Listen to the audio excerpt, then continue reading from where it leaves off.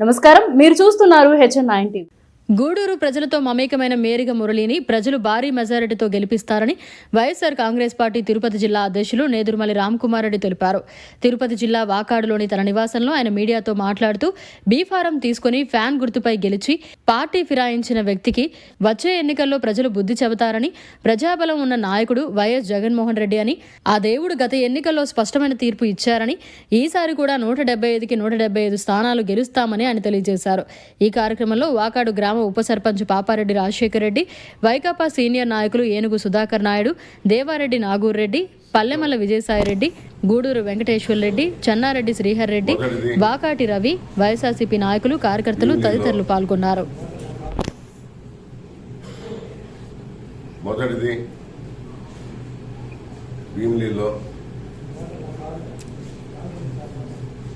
Success అయింది. రెండవ సిద్ధం దెందులూరులో గ్రాండ్ సక్సెస్ అయింది.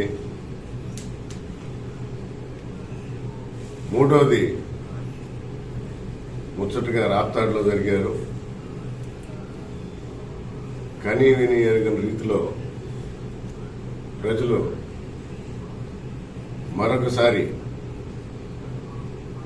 వైఎస్ఆర్ కాంగ్రెస్ పార్టీకి మద్దతు పలుకుతూ గ్రాండ్ సక్సెస్ చేయడం జరిగింది. ఇక చివరిది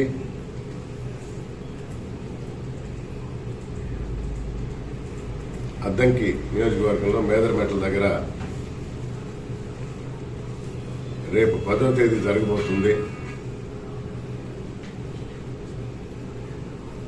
సూపర్ డూపర్ హిట్ అవుద్ది అనే దానికి సందేహం లేకుండా జనసందోహం ఈ సభకు వచ్చి మద్దతు పలకబోతున్నారు. వైఎస్ఆర్ కాంగ్రెస్ పార్టీకి మా అధినేత జగన్మోహన్ రెడ్డి.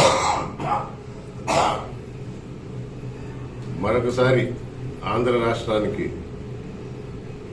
ముఖ్యమంత్రి ఎవరు అంటే 5 కోట్ల ఆంధ్ర ప్రజలు జగన్మోహన్ రెడ్డి కావాలనుకున్నారు.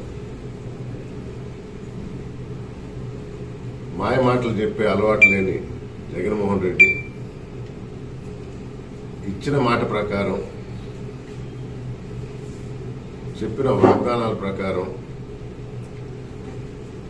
మేనిఫెస్టోలో ఏముందో ఈ రోజు కూడా చూసి అప్పుడప్పుడు హరిరామ్ జోగయ్య గారి ఉత్తరాలు చూస్తూ ఉంటారు.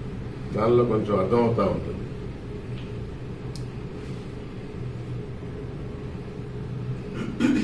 ఇరవై 23 మంది ఎమ్మెల్యేలని వైఎస్ఆర్ కాంగ్రెస్ పార్టీ నుంచి కొనుగోలు చేశాడు చంద్రబాబు నాయుడు గారు.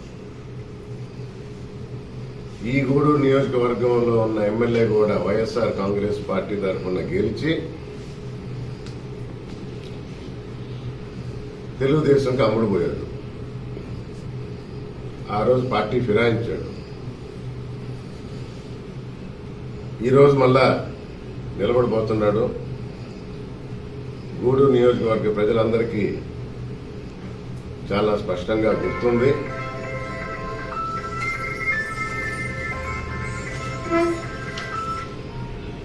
రెండు 2011 నుంచి ఈ నియోజకవర్గాన్ని అంటిపెట్టుకున్న మేరిగ మురళి గారు వైఎస్ఆర్ కాంగ్రెస్ పార్టీ తరఫున నిలబడబోతున్నారు.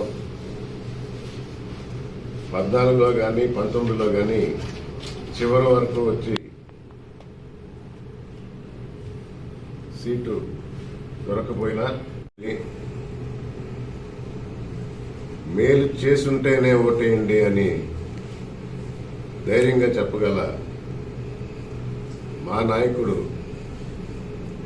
ఆదేశాల మేరకు మేము కూడా ఇల్లు తిరిగి ఇదే విధంగా ప్రజలను కలుసుకోవటం జరిగింది. ప్రజల మద్దతు మాకుందని తెలిసింది. ప్రతిపక్షాలు పొత్తుల కోసం వెంపర్లాడుతూ ఉన్నాయి. అంటే బలం చాలినప్పుడు పక్కనోడి బలం, పక్కనోడిని కలుపుకోవటం, 1+1 is 2, 2+1 is 3, 3+1 is 4 అన్నట్టు బలం పెంచుకుంటా పోవటం, పొత్తులు కలుపుకుంటా ఉండటంలో తప్పు లేదు, ఎలక్షన్ టైంలో అన్ని దగ్గరలో ఇది సహజం, అది ఎవరు తప్పడానికి వీల్లేదు. మేము సింగిల్గానే వస్తాము యుద్ధానికి. మరిన్ని అప్డేట్స్ కోసం మన HN9 టీవీ ఛానల్ ని సబ్స్క్రైబ్ చేసుకోండి.